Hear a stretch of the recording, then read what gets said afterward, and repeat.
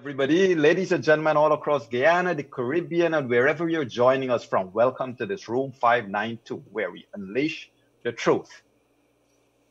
And the truth is what we unravel, unleash, and talk about every day. Ladies and gentlemen, we have a team guest with us tonight, Mr. Freddie Kissoon. But just before we go and enter into our discussion with Mr. Kissoon, I want to just share with you all what has been happening today. Today, as you know, we have seen a spike of COVID-19 disease, which Mr. Leonard Gildari would have detailed during our 1:30 to 4 o'clock program.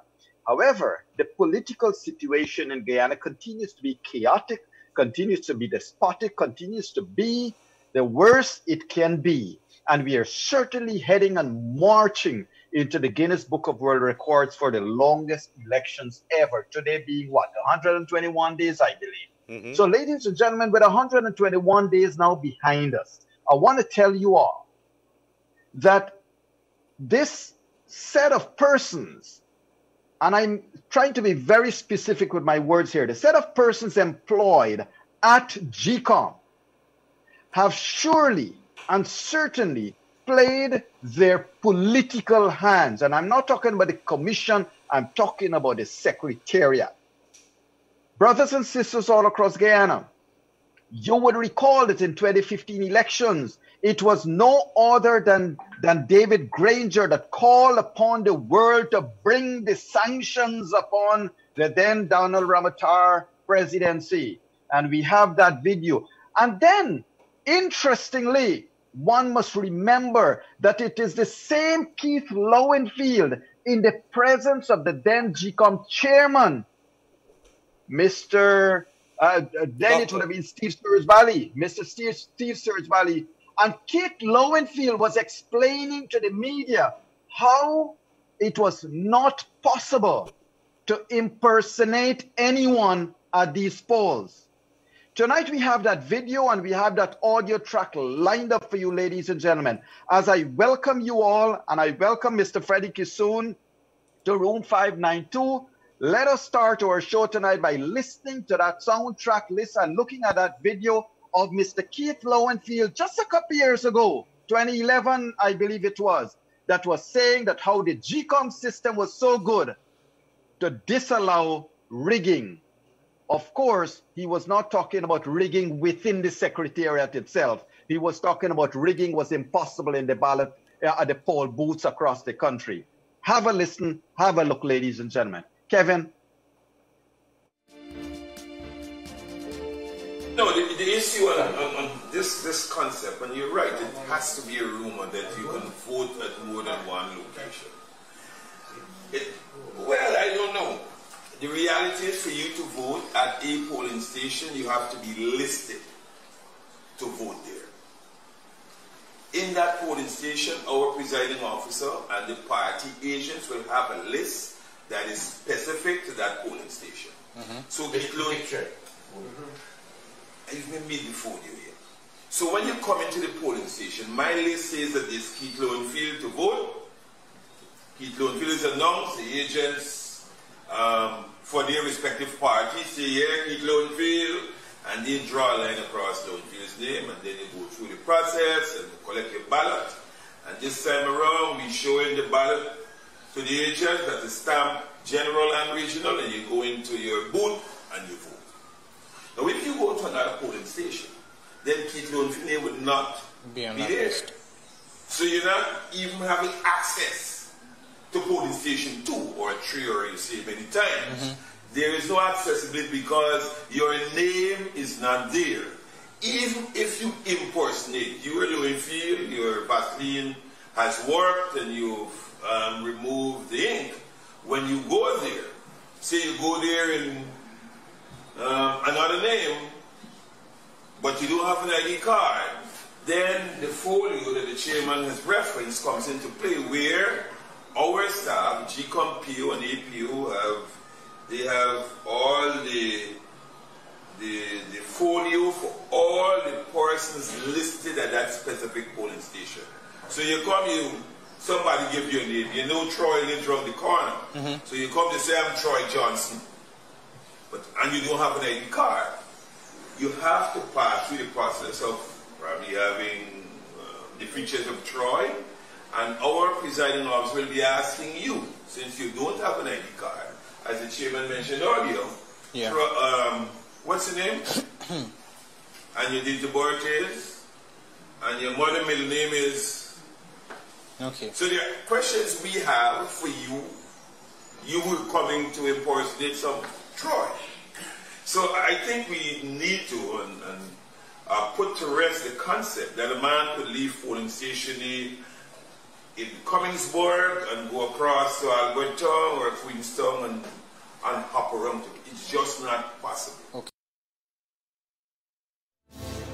So it's just not possible. It is just not possible. These are the words of Keith Lowenfield an election cycle ago, when he would have uttered those words in the presence of Steve Sturge Valley, then GCOM chairman. Ladies and gentlemen, it's either Mr. Lowenfield and team has perfected the art of lying and has perfected the art of rigging, or there has to be probably a Keith Lowenfield that is an alien operating there now. Because today's Keith Lowenfield has prepared a report that has implicated himself in a rig and implicated and throw all of his secretariat under the bus by saying they all ran a poor elections. Let me welcome for his comments somebody who has been a very outspoken gentleman all through the years, regardless of who is in government. Hello? Mr. Freddie Kissoon has said it as he saw it, he has called it as he has seen it, and he has been around and he certainly reads between the political line. Mr. Kissoon, welcome to room 592, sir. And we just played Lowenfield's audio and video, and we are going to open the floor for you, sir. Okay, sir, thanks. Yeah, I'm here. Thank you. Go Yes. Go ahead, Freddie. So go ahead, Mr. Kissoon. Tell us what's your thinking and what's your take on what's happening presently. And if you don't mind, please comment about your take and with regards to the CCJ, all of the hearings and stuff like that. Okay, there are two questions that you asked me. One general, yes. One specific. I'm going to deal with the specific one quickly because that doesn't involve any elongated discussion. What the CCJ. Yeah. I have read what some of the judges have said in questioning the litigants. And I'm no lawyer, but I believe from what they have, the questions they've asked, it looked like they're going to rule in favor of the opposition. Some of the questions are quite clarifying. One of them is, so could the Court of Appeal do something so ridiculous and nobody can change it? So my take is given some of the pronouncement by the judges in terms of their queries, it looked like they're going to rule against the government. But that should not have, that one should not put all of one eggs in the basket, because that is a formal bureaucratic decision. The power corridors do not generally recognize formal legal edicts when it comes to the loss of power. So that's the first question you asked, what I think about the CCJ. Right. The second question is the general one. What are the parameters, configurations as I see them in the coming days? This has always been a very complicated polity. This is unlike the rest of the Caribbean. Politics and sociology and culture have never been straightforward, and it's always been esoteric, perplexing. What we are witnessing here the past 4 months, I think you have to look very hard in the post-colonial world since independence in the 50s and 60s around the Third World, and even in developed countries after the Second World War. What is going on here is very, very bizarre. And I would say there are three strands that we have, three strands in the society right now that we have to pay attention for. One is the power thing. The power thing is people will go to extreme length to keep power if it involves loss of dignity, loss of life, loss of income. I believe the AFC and APNU leaders see this as the end of them. And therefore they logically, and I stress the word logically and rationally, decide that they're going to hold on to power and face the consequences, because accepting defeat is a complete loss for them, and maybe one doesn't know what the future holds. I mean, a good example is when the PNC lost in 1992. When the PNC lost in 1992, a lot of powerful people just went out into the sunset, and we never heard from them again. Some of them were completely disrespected. I mean, a good example is Hamilton Green. After 1992, the society frowned on him. He was never recognized as anybody, although he played a big political role, whether negative or positive. So I think that is what is facing them. A man like Moses Nagamutu and Kemajwan Bhutan see the spiritual life has gone. I mean, people are just going to laugh at Nagamutu when they see him in the market, and he's not going to go in the market. They're not going to go anywhere. So that's what is called a desperation, and you can liken it to people who are fearing that their world is collapsing. So that's the first strand you have to think about when you look at what is going to happen in the coming days. The second strand is irrationality. And I do believe you don't have to be a psychologist or a psychoanalyst to see that there is a formidable, dangerous irrationality that have crept into these people. It's like you're lost in the desert for 3 months, and then when you greet your wife, you're so disoriented.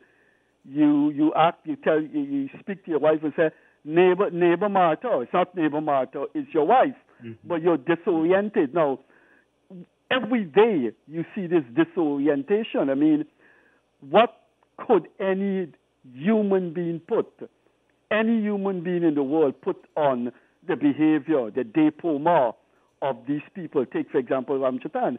I've sat down on my chair and listened twice to Ramjatan virtually conceding that they've lost the election to his staff. They are clear, unambiguous things like, well, I don't know if I will be welcome here in this ministry again when the PPP takes over. But I don't think they will do that. I mean, after all, some of the PPP people still admire me. They think they see me as big brother. How can you, in the same breath, say that you address your staff because you leave in one ministry to go to the Prime Minister's office? I mean, that is not repugnant or malignant. Those are innocuous adjectives. That is serious psychological imbalance. So that's the second strand. That's the strand of irrationality. And I think it has crept into them at a very, very dangerous level. You have a party that contacted a PR firm in Washington.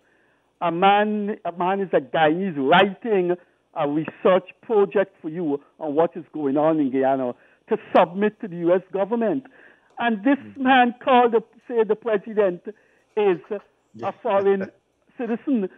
If he was familiar with Guyana, he would know the dual citizen thing occupied Guyanese for 1 full year. So who is this man that wrote this dossier? That's irrationality. Now, the third strand is the destructive strand. And I think you're seeing shades of Burnhamism there. I mean, Burnham's position was, look, I believe I have the wisdom to change the society for the better. And I am not going anywhere. I'm not listening to anyone. It's either when I go, the society going with me. That was his attitude, and that's the attitude that they have. And I think that is what is so demonic. I mean, that is what the average Guyanese has to be preoccupied with. Are these people prepared to destroy the country simply because they would not be in charge? I think the third strand which is the destructive mode. I think that is the one we have to pay careful attention to. And I tell you what, when Ramjatan conceded defeat to his staff, I think they called him and they said, why you do that? We are not conceding defeat under any circumstances. So you go and undo what you have done. So it seems to my mind that those three strands doesn't augur well for stability and the future of the country. I think even though powerful forces are threatening them, I think they're going to say, look, we're going down, to hell with the United States. Let them put on their sanctions, let them do what they have to do. We will do what we have to do. We are not giving up, but if Guyana got to go down, if we got to go down, we're taking Guyana with us. Seriously, I think I would present that as my scholarly analysis of the present situation. Right. But you mentioned these three strands, and very interesting, I must say, Mr. Kissoon, let's just spend some more time on the last one, because the destructive psychological aspect is indeed interesting. And here is where I want to ask your comment, your insight on. For the past 54 years, there seems to be none of our governments that one could look back on and say, that's a leader, well, sorry, except maybe for the period 1992, thereabouts, the Jagan leadership, lean, clean, and mean government, in my own view. You can agree or disagree. But there hardly seems to be leaders that Guyanese youngsters can say, here is who I want to be. I think you should mention Hoyt in that respect.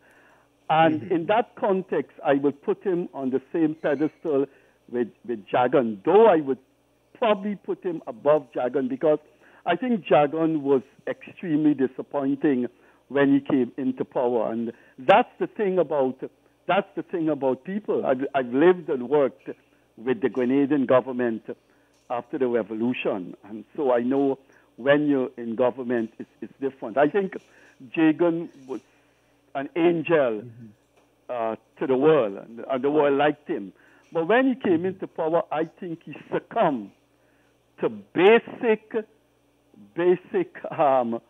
instinct, as they say in the movie, that his constituency were Indians, the PPP is his fulcrum, and he's going to run Guyana with the PPP as his hegemonic fulcrum, and he's going to cater to the Indian.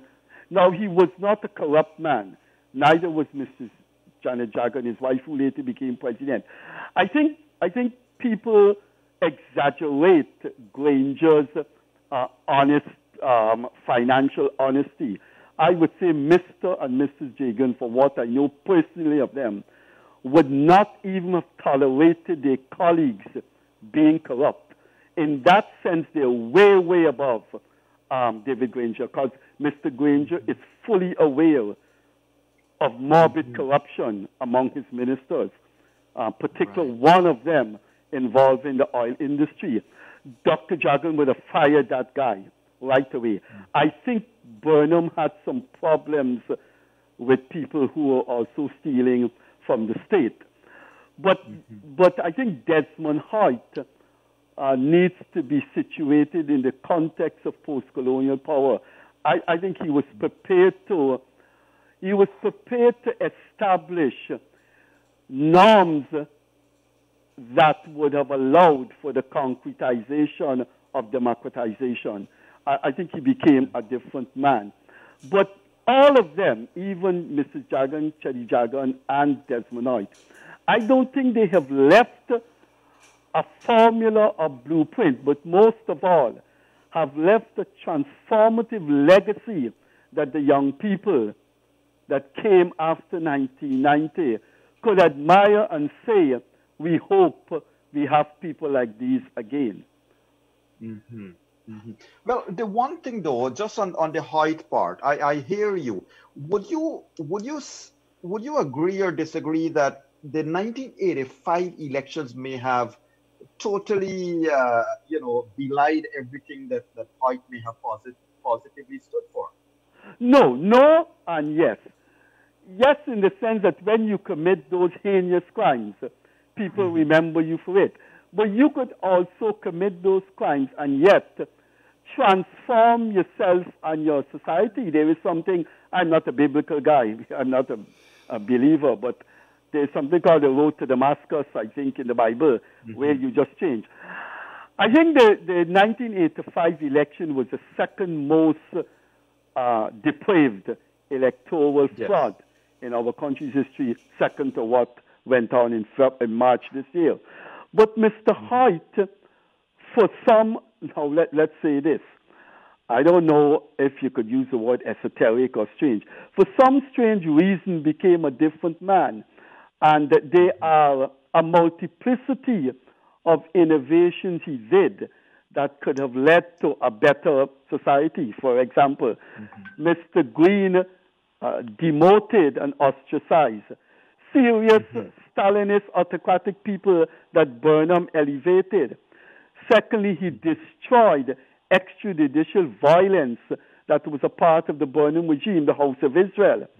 Thirdly, he I think, charged or made investigation into the head of the army who had stolen, the head of the army at that time, who had stolen from a businessman a consignment of shoes. Then there was the complaint about Mr. Robert Corbin and the Dr. Yuli Hanneman's daughter. So there were a number of things. Like one of the things I think he was serious of is to move away from having PS, permanent secretaries, and those things that were part of political choppings. But I agree with you. The 85 election was badly and terribly rigged. Right. So I want to extend an invitation to you now, you and others that we can call on. We need to have some discussions that look at each period, very open discussion, like what you're sharing here now, on assessing the presidents and the performance. Because with Hoyt, you would also have to tag the slow fire move. But Freddie, I want to bring you right back. You use a phrase there that I think we want to push now into your analysis of Granger now. Now, you said that Hoyt, after he got the power, he changed some of his ways, and somehow or the other, he became into, well, not somehow or the other, but he purposely became into this person who showed a good appreciation of his position and wanting to lead. And he did lead. However, I don't know that any period of the David Granger's presidency would show that here is a man who wanted to lead and who led. And the depravity, as you pointed out, the corruption that he shut his eyes to. In addition, Freddie, just if I may, let's take a step back. 2015, it was this same David Granger who demanded the SOPs be released by GCOM and a whole set of things. But fast forward to 2020, David Granger has let his dogs loose in terms of attack on GCOM, attack on CARICOM, attack on everybody. And he comes out and said, these people are our allies, but he did not chide, he did not say anything about his own prime minister who has been on the attack. What and how would you compare David Granger then, sir? Well, anytime someone asks me about David Granger, I remember the words of that lady. I think she was recently recalled as ambassador. I can't remember her name. She's a well-known lawyer, but she was one of our ambassadors, if you can refresh my memory. And she said to me outside the court, I've never heard about him. This is what happened, and I think there's a level of dishonesty in him that has caused Guyana to be the problem in, and the PNC. Just quickly, I think the PNC is finished with. And I think he has destroyed the PNC. And that is sad because the PNC speaks for a sizable percentage of people, and those people are going to be sad and lonely figures from 2020 onwards because they wouldn't have a party to lead them. But Granger, I think Robert Corbin had a dilemma. He was disgraced. He couldn't lead the PNC. He couldn't win handsomely to maintain the opposition position in Parliament. So he had to choose a leader. He didn't want that lady Faith Harding because he felt, you see, the problem with Corbyn, as I know him, he always had a chip on his shoulder, and that is something he learned from Hamilton Green in the PNC.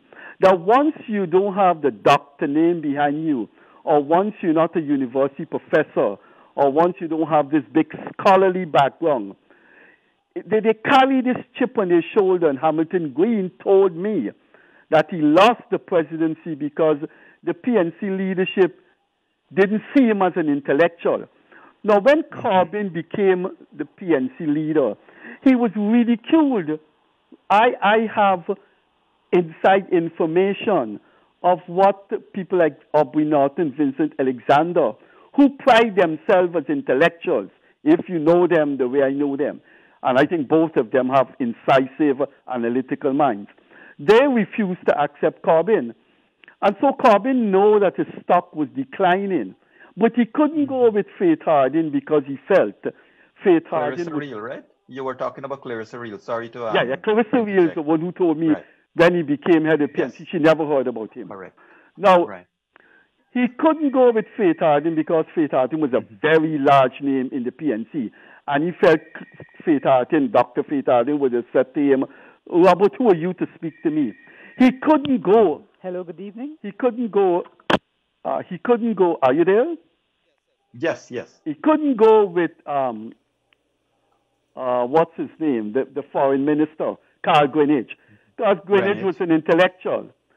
And the barrel was empty. Of course, James Bond contested the leadership, but Corbyn would have just dismissed him as a known entity. But Corbyn always had a good relation with Granger during the days of paramountcy of the party. Remember, Granger used to conduct ideological classes for the army, and there was a close working relationship between the army and the PNC, and a relationship developed in those days. Corbyn knew that Granger was a frenetic admirer of Burnham and etc. and the way thing. So he picked on Granger. But Granger had no leadership qualities, wasn't interested in politics. But Corbyn insisted, look, take this thing on.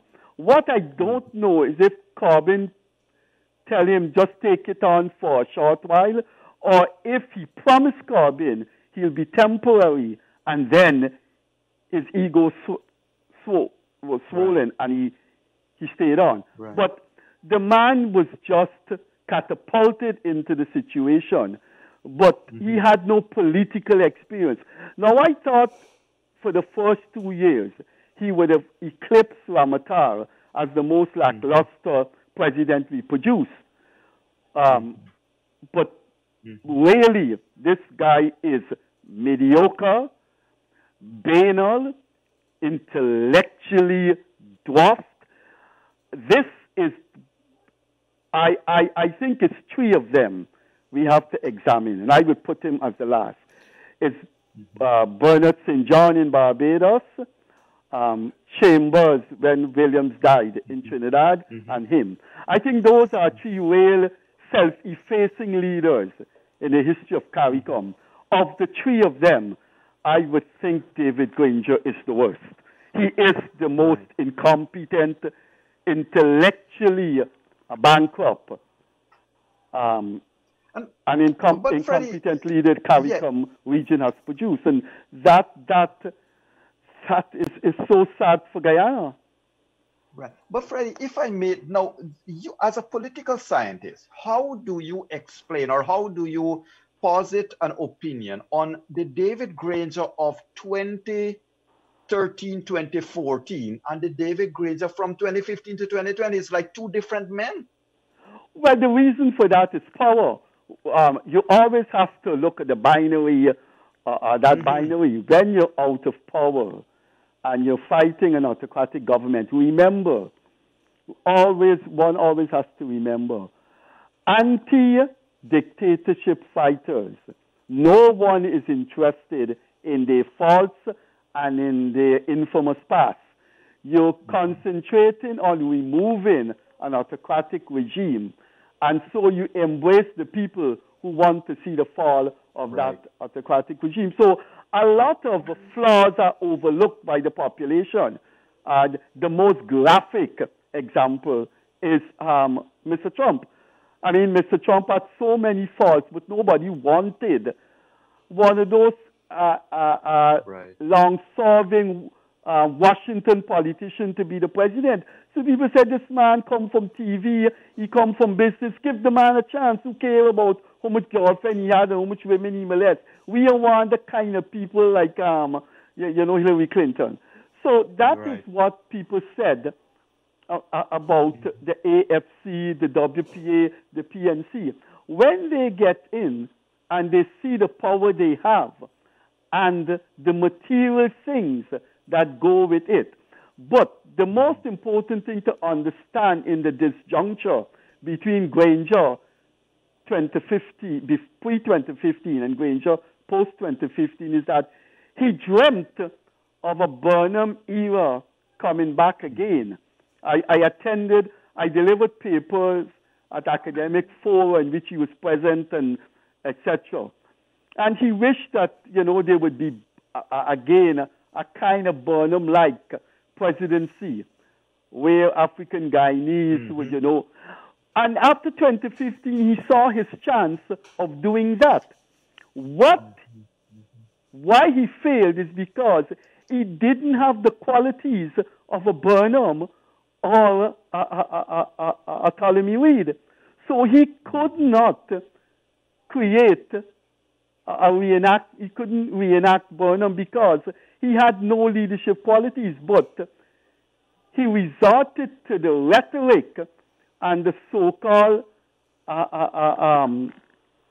ideology of Burnhamism, but he implemented very crude forms of Burnhamism without intellectually finessing these crudities. For example, but some of the things he did, Burnham would never have done.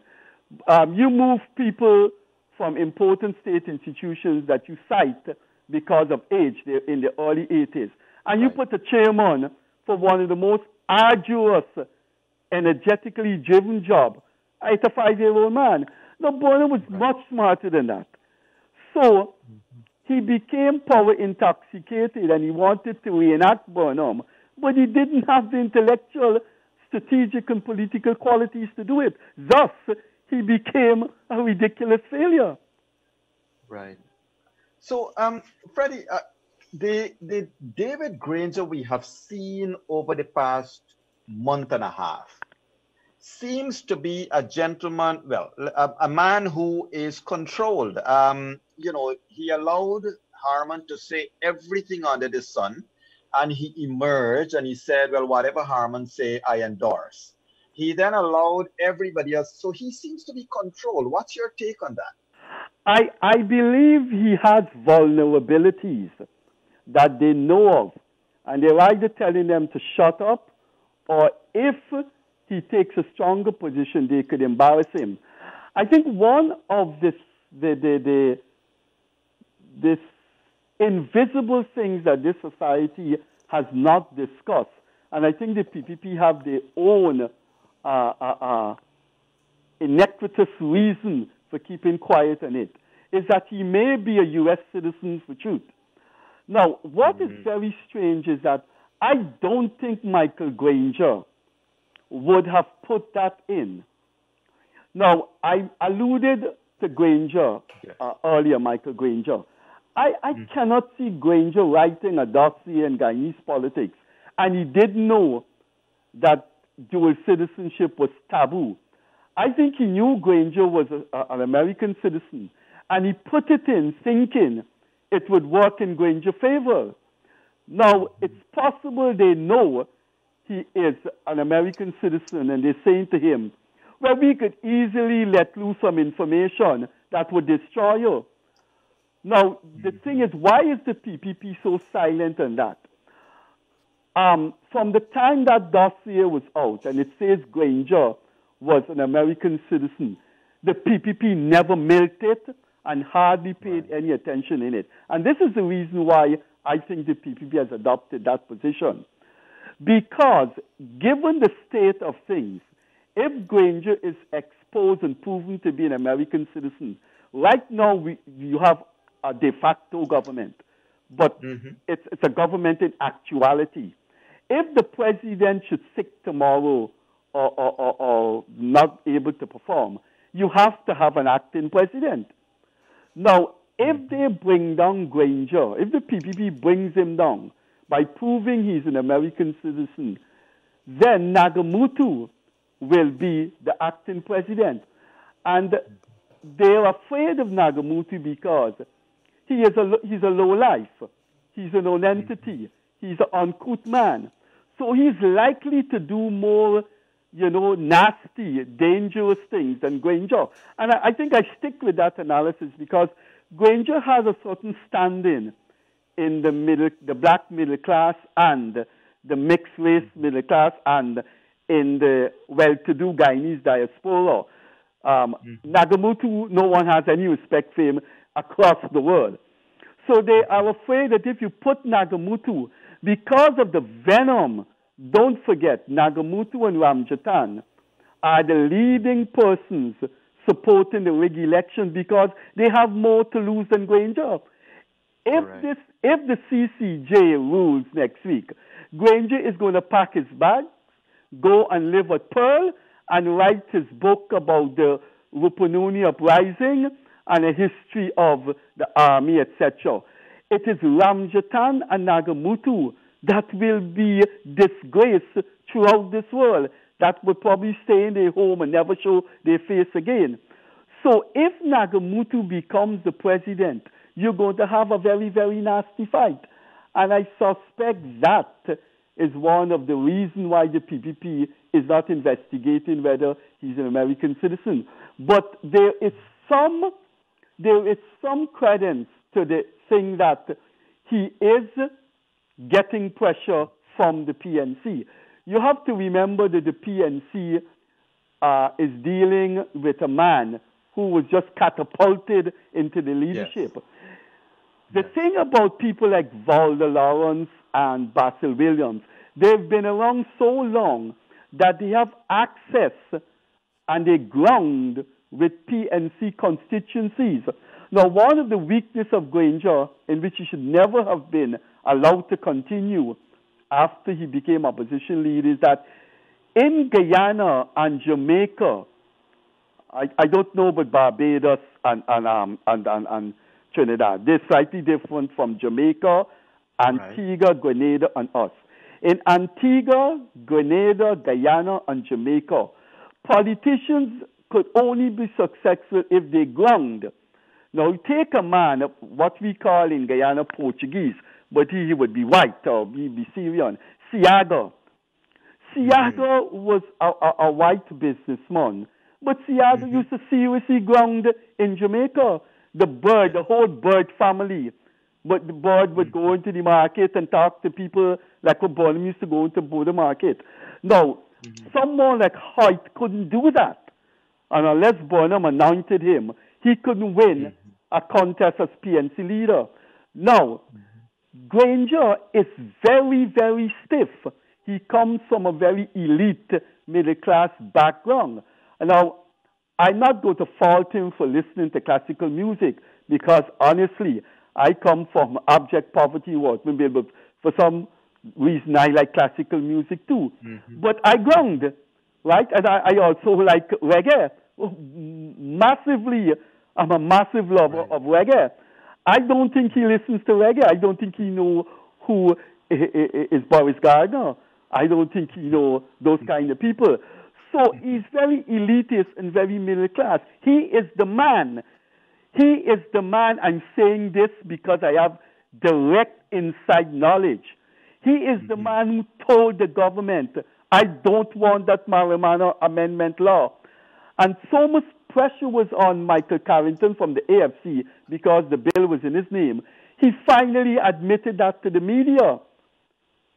So the man was the wrong guy to lead a country. You take the PPP guys. Now, one of the biggest strengths of the PPP that is incomparable in the Caribbean context is that they were born into grounding.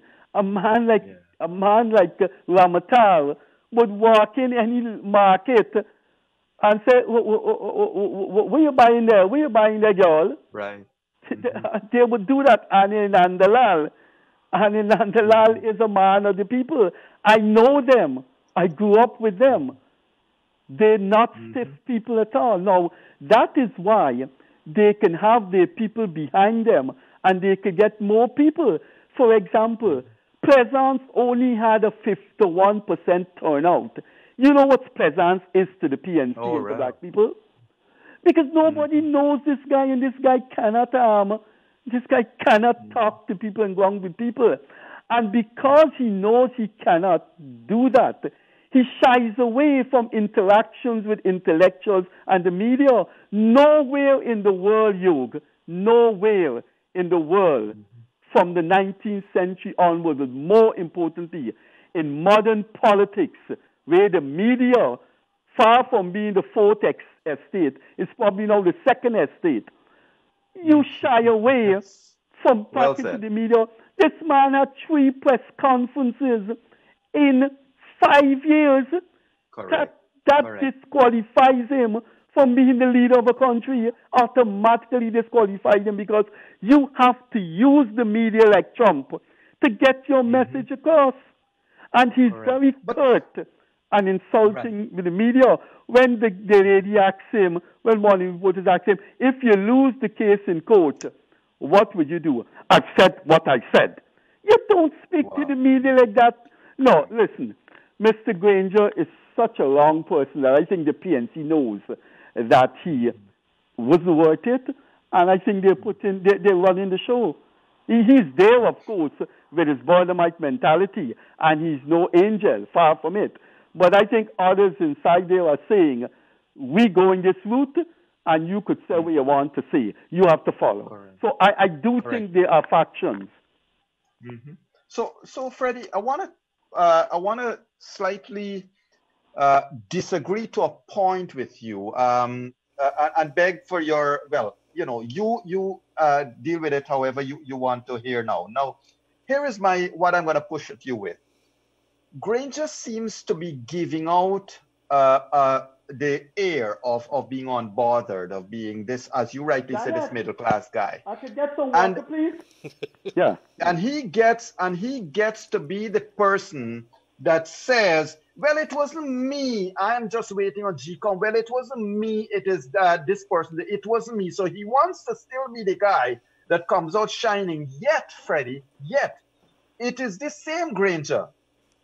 Whenever he opens his mouth, he reveals, unknowing probably to himself, he's revealing some truth. So a week and a half or 2 weeks ago, he said, I never saw these SOPs. I saw a spreadsheet. Notwithstanding this whole country is crying about Mingo's spreadsheet, he didn't bother to ask, or so he says to the world. The second thing that I want to put to your attention is his most recent speech, not the today one, but more within the last couple of days. Oh, I think it's the today's one, or yesterday, sorry. When he said, in response to the Justice for All party statement, he said, we have been meeting for the past 17 weeks. This means Granger knows exactly what is transpiring and is probably directing to. And the third and last point I'll make to you on this stead here. Granger has also said, Keith Lowenfield is doing a good job. He has endorsed Keith Lowenfield.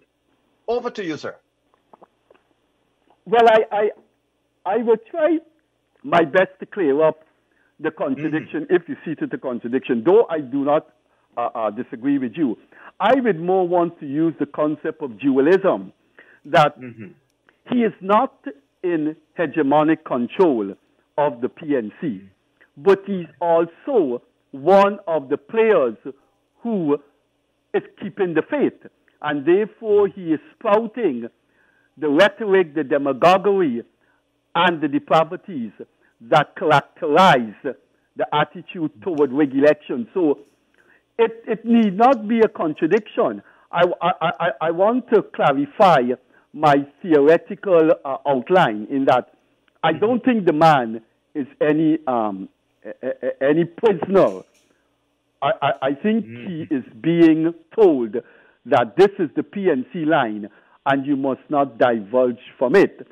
On the other hand, I think in saying those malignancies that he is spouting and the lies and the deliberate distortion, that is part of the PNC's déploiement. So there are two things going on. He is part of the PNC déploiement, but he is not in hegemonic control. Now, that is how I see it, and I would call that dualism. But I do concede the point that the guy is seriously intellectually deformed. So let's talk a little bit, if you don't mind, about the other guy very much on the scene, which is Mr. Joe Harmon. Joe Harmon seems to be, the man who's pulling the strings behind everything. Well, Joe Harmon may be the face of the faction. I believe one of the secrets that have not been revealed is that Raphael Trotman is part of the thing too. And Raphael Trotman would be far more a strategic thinker and far more a chessboard player than Harmon. Harmon is the face of the faction, but he's also a very incompetent face because he says a lot of contradictory things. Now, someone like Trotman would not want to want to be the PR face of the PNC faction that is dominant, because he is much smarter than that. He probably playing his cards safe, that if they fall, then he would not be remembered for these morbid, egregious output, whereas Harmon would be. But I don't see Harmon as being the strong man who has hijacked the PNC and is leading it. No, I think he's the front man for an aggressive faction that include Trotman, Basil Williams, Walter Lawrence, some people like the ex-Army guy, Collins, a few people from the diaspora. And I probably would include Cathy Hughes, because I think she takes a very, very strong position like the PNC Wiggers. So it's a faction, and I believe Harmon, maybe they've asked him to be the face of the faction, or he just said, leave it to me. But he's not doing a good job. But Trotman will decline that role. And if I may, Freddie, somebody is saying that they should get your smartphone so they could see your face when you're talking. So we'd have to take a donation. I second that, Freddie. You need to. The boys in the studio I are going to get. I have a smartphone from President Granger. You do? Yes. All right. I want to ask you, Freddie, I heard Nakamoto gave me another one yesterday. You got to have respect for those people. They are the president and the prime minister, Freddie. Well, don't forget, you're old enough to know you're not 16. Respect comes out of self-respect. Yes. If you don't respect yourself, nobody's going to respect you. I don't respect Nagamutu because he's all over the place jumping like a kangaroo. So then my question, you spoke about corruption not too long. I want to ask you pointedly, do you believe that David Granger is a corrupt man? You have to deconstruct the word corruption. You should have qualified it. Do I believe Granger has been above financial inequities as president? My answer would be yes. Do I believe Granger is corrupt in the deconstructed meaning of the word, like in terms of, I have to be careful here, I don't want to get into libel. In terms of, for want of a better term, I hope your listeners and readers read between the lines. In terms of proper behavior, now that involves a lot of things, but I don't want to call those other things because I don't want to get a libel. So I want to bring you part post-elections, post-declaration, we assuming that these things could happen, scenario, there... Leonard, before you go there, let me just take Freddie just a minute back again. So Freddie, we're going to talk about it post-elections, but can you please connect the dots for me? One of our viewers has asked, what are your thoughts? Why would Granger agree to a recount knowing that he lost the elections? There are a lot of undercurrents going on that we will never know. You know, one of the things about statesmen and stateswomen, they don't put all in their memoirs and their autobiographies. And many things go to their death, and we don't know. There is no written document at all that exists about Hitler and his persecution of the Jews. He never wrote a letter saying, congratulations for what you did. There's nothing. So, but he had to know. So there are a lot of things that we will not know. Now, this is what I have been told. Now, I don't have any evidence of that, but I would say I trust some of those sources. I think Mayor Motley and David Granger would probably write it in their memoirs, or they may not. But Granger was contacted because the Americans were putting pressure on CARICOM. The Americans didn't want to be seen directly getting involved in the mess. The Americans said this is a CARICOM issue. And I understand Motley, as chairman of CARICOM, called Granger and said, we have to settle this thing. And in that discussion, Motley said, there is a way out of this mess. You have the Mingo thing, you have the Lowenfield thing. Look, we could settle it by CARICOM reverting to what CARICOM once did in Guyana, and that is the Cross formula, C-R-O-S-S. Mr. Cross came and did an audit of the elections in 1997, and she repeated that. Why don't we have a recount? And with this recount, we settle everything. And he said yes. Now, one of the things you have to look at, and this is where it goes back to my original statement when the phone rang and I answered that, this is a very complex, complicated polity. Now, Granger agreed to the recount, but the recount would have been stopped if two full court judges had said, no, CARICOM cannot order a recount. But those judges allowed, when it went to the full court, those judges allowed the recount and just did a little nonsense thing by saying, yes, GCOM could do the recount, but they cannot allow CARICOM to take it over. And Motley, Rowley was annoyed and incensed. Rowley was saying, what did those judges said? We never went down there to take over the recount. But the judges the judges said the recount could go on, and they just placated the PNC by saying, CARICOM cannot head the recount. Now, why did Granger agree to the recount and the recount was stopped? Now, that is a question that has to be answered. I do not think he agreed to the recount knowing he lost. I think he tried to placate Motley by saying, yes, we will have the recount. And then the PNC said, fine, but we can sabotage the recount. That's how I see it. Thank you. Leonard, you were back to your question. Sir. So we'll be coming back, let's say, post-elections, and there's a scenario that the coalition or the PNC takes the opposition. What happens? Should Guyana be worried, based on your analysis, that it's not going to have a strong opposition based on what we've seen right now?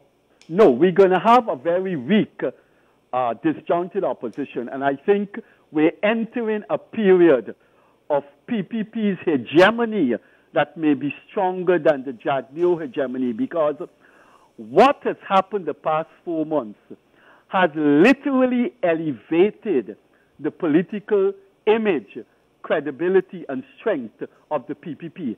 And they're going to go in there with massive goodwill from their supporters. The second thing to note about it is they're going in there with a moral revulsion of the PNC, their surrogates, and their supporters, what they have done. You can't blame them for having that moral revulsion because half the population in this country are under 18. And those people are destroying the future of those countries, of those people. Leonard, I went into Marseille supermarket with my wife, and these young little teenagers, two girls came up to me, Mr. Kissoon, we're going to happen. They're just fearful. Now, how could you sit in a government and talk about inclusive governance and power sharing with people who are prepared to let Venezuela come in here for their own narrow, selfish instinct? We have Venezuela on the doorstep, and these people are prepared to do anything. Now, look who are the two people in charge of COVID policy making. Harman, who every day and night is thinking about re-election, and Nagamutu, who wants to stop a change of government because his life will come to an end. So they don't have time with COVID. So, yes, the question is you're going to have a very weak opposition. Secondly, I think there's going to be a lot of infighting because Granger is going to go and there's going to be a fight among the older ones, and none of them have the moral, meet the moral criteria of being opposition leader. Some of the young ones who are likely to succeed have tainted their character. Someone like Chris Jones, who I know personally, I thought he was a fine for the PNC, but the West isn't going to deal with him. He probably isn't going to get a visa. So we're entering a period of PPP hegemony. I hope I'm using the word hegemony wrongly. I would prefer to say PPP dominance. Hegemony is a stronger word. And I hope it isn't dominance. I hope Jagdeo has learned that you cannot run a country like that without transparency, without accountability. You have to take different classes and ethnicity into consideration. My bet is that there are some young people in the PPP, like Anil, like Dr. Vinjay Prasad, who may be able to check Bharat, be able to check Jagdeo. But there's going to be some infighting in the PPP too, because I think people like Anil Nandalal is going to say, we can't go that way again, Jagdeo. And Freddie, on that, when it comes to the mode of the populace, do you believe we have a different population now that has very little tolerance for any government that's going to come and believe that they could do what they want to do? Well, we are witnessing an irony here. And that is what is sad. We are witnessing an irony here. I think the young people are so frustrated by what has been going on the past 4 months that they're likely to give the PPP a free pass because they are so brutalized mentally. Right now, we don't know what is going to happen next week. Those people for 4 months have been living in suspension, and they may feel, look, listen, man, let me pause here and say to you what they're likely to say, which I don't agree with and I'm afraid of. They're likely to say, and I've seen this in my own young friends, Leonard, they're going to say, man, we had criticized these people. We had make these people a minority government. We still give our votes to the AFC in 2015. Not anymore. Man, give the PPP a chance. It's the PPP that saved us from this thing. I think a lot of young people are likely to say that. Yes. And the PPP got back those people's votes. They did. So you're talking about mental brutalization by the AFC and the PNC for the past 4 months. Someone is going to say, oh God, the Minister of Health did that. No, man, better don't say anything, yeah, before you weaken this government. You see what happened? And I think the PPP is going to benefit from that. I am hoping desperately that the PPP learned the lessons of the past. But do people really learn the lessons of the past? Mm-hmm. Well said, and that's a hope I'm sure we all have, that their stay in opposition has really given them an opportunity to gather some change in their way of doing things. Freddie, I want to bring you to the GCOM, the Commission and the Secretariat. Now, a couple of weeks ago, Mr. Alexander in room 592 would have said to everyone that it was he, as a commissioner, who had stopped Gokul Budu in his tracks from making a wrong declaration. Fast forward that to what's happening now, it seems like the commission or the commissioners feel that they cannot intervene. And Lowenfield has said openly, nobody can tell me what to do. I have to do what I have to do, and the chairman has no option but to take my advice. Your comment, sir. The PNC under Granger had decided when the election results came in 2015 that the AFC had gone out of existence. And they remember the words of past analysts gone by, that the PNC cannot win an election of their own. And that is why Cathy Hughes kept insulting them when they didn't want Ramchatan as a prime ministerial candidate by saying, y'all never could win an election on their own. The PNC decided in May 2015 that they have to rig the election to stay in power and to reenact Burnhamism. And from that day on, the rigging had begun. The origins of the rigging had begun. Now, if you take the July Gazette, if you go back and you're a researcher and an analyst, and you probably will do this in the coming days, if you go to the July 2015 Gazette, you will see where this was the beginning of the rigging of the 2020 elections. In that Gazette, Joe Harmon had 18 portfolios, 18 jurisdictions, 18 state authorities. Nagamutu as prime minister had 4. That was the beginning of it. Now, number 2, if you look at the ministers that were assigned before they were legally gazetted, the Minister of Natural Resources was Rupert Roopnaraine. Rupert Roopnaraine, as the designated Minister of Natural Resources, put on a pair of long boots and went and inspect a caved-in gold mining pit in which a number of miners died. Then suddenly, Roopnaraine turned up as the Minister of Education. Christopher Ram, in a letter last week in the paper, said he raised that with the WPA, and the WPA just glossed it over.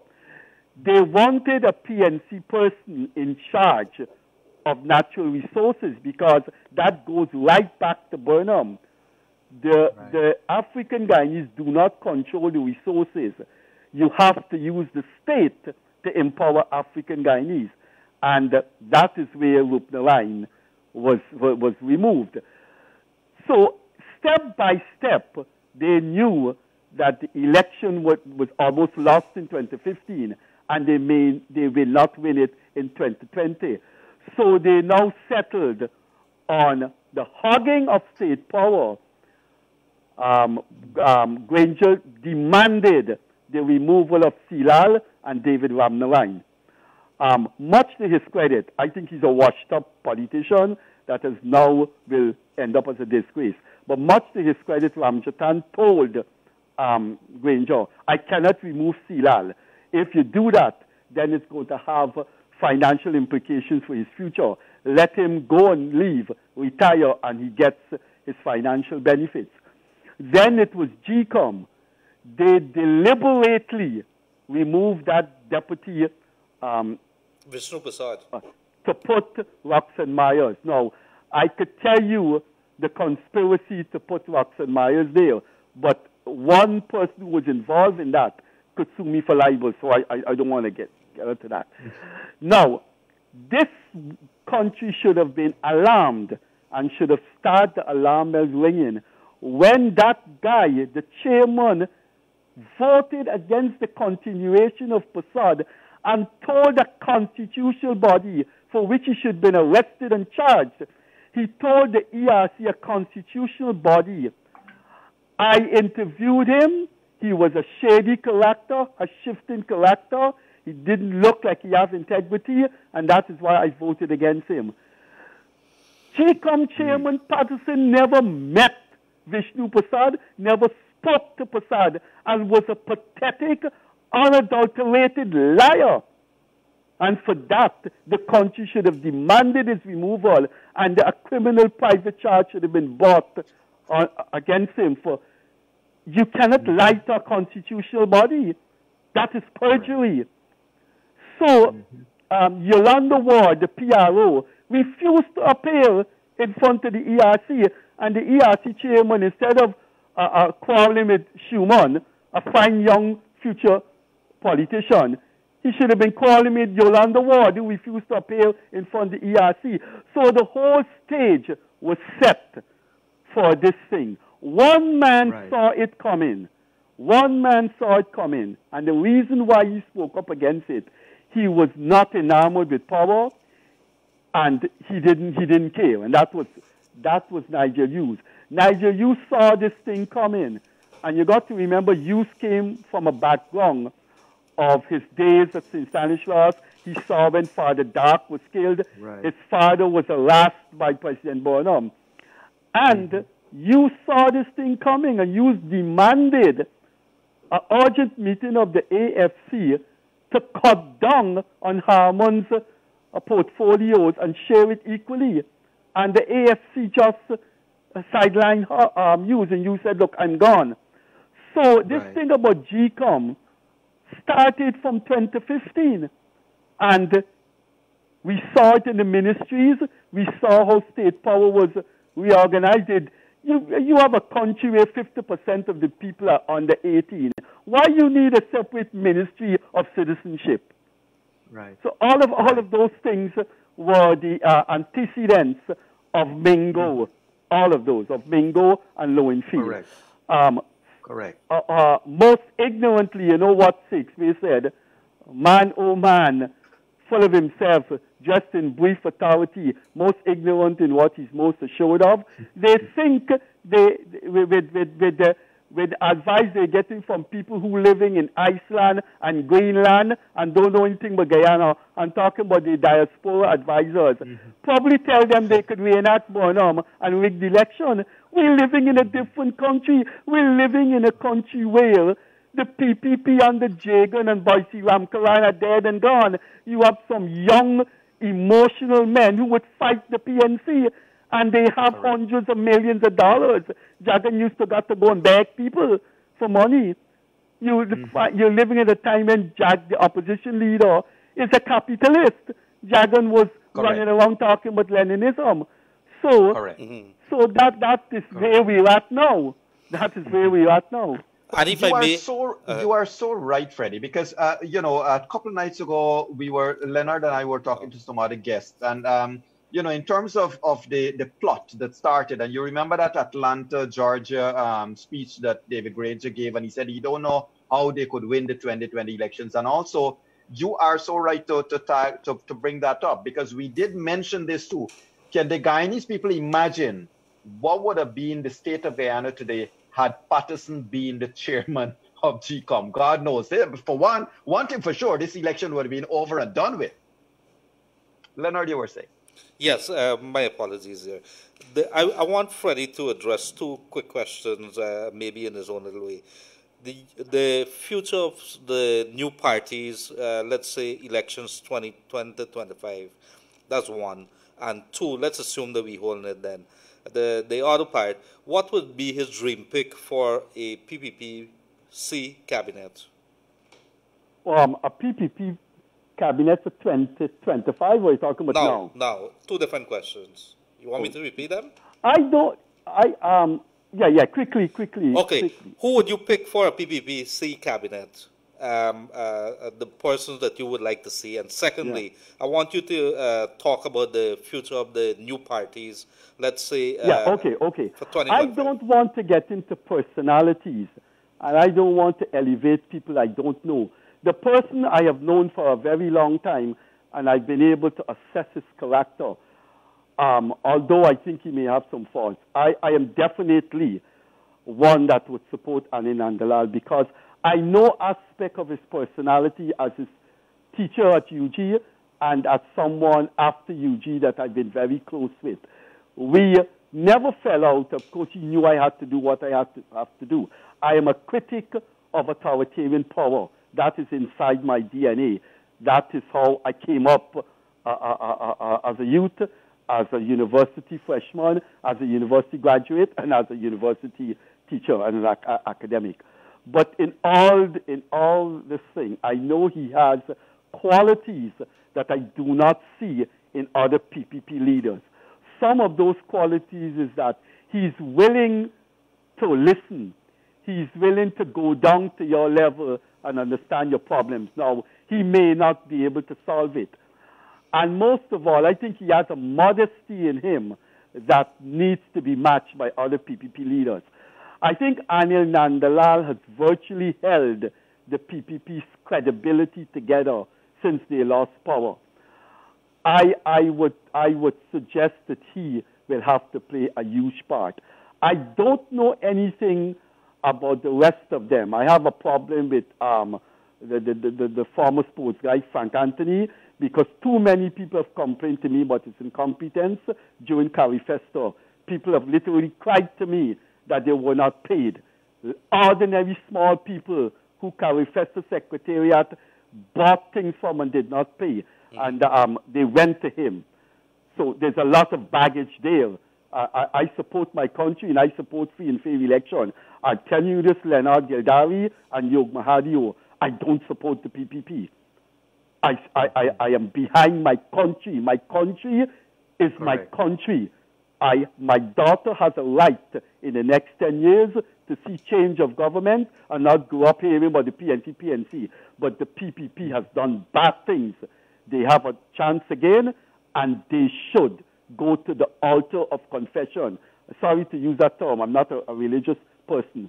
I cannot speak for the rest of the people. That lady, Dr. Vinja Prasad, seemed to be all right, except I'm concerned about she being such a devout Hindu, and the tendency may want to, patronize her constituency. I hope I'm wrong. There are some young people in the PPP coming up, but the problem with the PPP and the PNC, those monster parties and their monster culture tend to swallow up the young people. Take a man like Bharat Jagdeo. He didn't know anything about the 5th days, the 6th days, the 7th days. He was in his napkins, but he turned out to be one of the worst leaders in the Caribbean, and he turned out to be a monstrous PPP leader. So all these young people that I saw from my bedroom window, bearing the sun and bearing the rain to watch that recount, those two parties have a culture of sucking up them and turning them into monsters. So with that kind of analysis, I prefer to speak only of those I know, and I know Anil Nandalal. There is a guy who filed a criminal charge against Lowenfield, Desmond Morion. That's a friend of mine. That is someone I've known for 30 years. I think he would be a good pick, but I don't know if they will want to put him in, because in these countries, people look at qualifications and what have you. But Desmond is a very good PPP stalwart. I cannot counter the rest of them. I believe Gail Teixeira and Clement Rohi and Donald Ramatal have to ride out in the sunset. They had their time. I don't think they could contribute to a new Guyana, and I think they are vastly overpowered by the instinct of PPP's hegemony that they grew up with. So they just have to go. Inja Chandapal and all those people should just be given a pension and let the people in the Ministry of Agriculture come every day at their home and plant their gardens for them. That is how I see it. As to the new political parties, they have been very, very disappointing, and I think we should be very critical of them because during the 2020 election, they showed the egotistical obsessions. If they had merged, you have a crucial election. If they had merged, they would have won at least 2 seats. Now, I was in the national park when the head of Change Badal called me. And I don't know. I have to apologize to Mr. Badal and apologize to Guyanese. But the phone, it's not a smartphone, but it was on. And it recorded what he said. It's nothing unsavory he said. But in that, he rejected my plea to join with the other small parties. And in rejecting the plea, the ego was showing. And look what happened to him. I asked Ms. Lam from the Citizen Initiative, why don't you collate with the other small parties?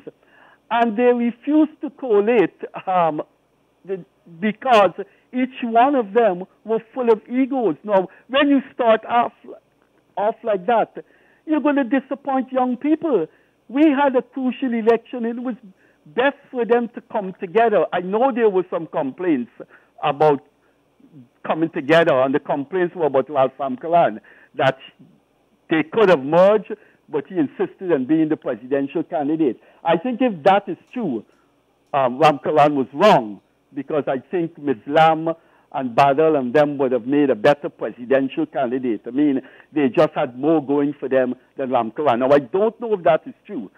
If it is true, they have an opportunity now, because I think Mr. Ramkalan will go off the scene. I cannot see the seat that the third parties get. I cannot see Ramkalan going in Parliament. They will have to give Schumann, and then alternatively Timothy Jonas. But they have a chance now. I think Schumann is the problematic guy, because if he's going to stay in power, he has to have a separate party, because the Amerindians are going to root for their own man. If he merges with the rest of the parties, the Amerindians may well say, well, look, he gone over to other people, and they may very well go back to either the PPP or what have you. Right. But those other parties, this guy Josh Kanai has proven to be a very good one for the future. So it's Timothy Jonas. And then there's another guy in Anu, I can't remember his name. The lady from the Citizen Initiative, Lam. She taught my daughter at the school, the Catholic school, Marian Academy. This lady in the new movement, this doctor, I mean, the lady was in tears when she was talking about the future of her country. They have to understand that they are now new on the scene, and they have to spend years grounding with people. Correct. So they have to call a meeting, several meetings, dozens of meetings, and talk about merging. If they merge and the PPP continues in its old ways, there is a chance that they could create a minority government as what the AFC did in 2025. That, I think, encapsulates my thoughts about your Freddie. two questions. I hope you didn't have a pun on the word when you say in your small way, because I am a small built man. Freddie, just let us go back quickly. We got another 5 minutes to go.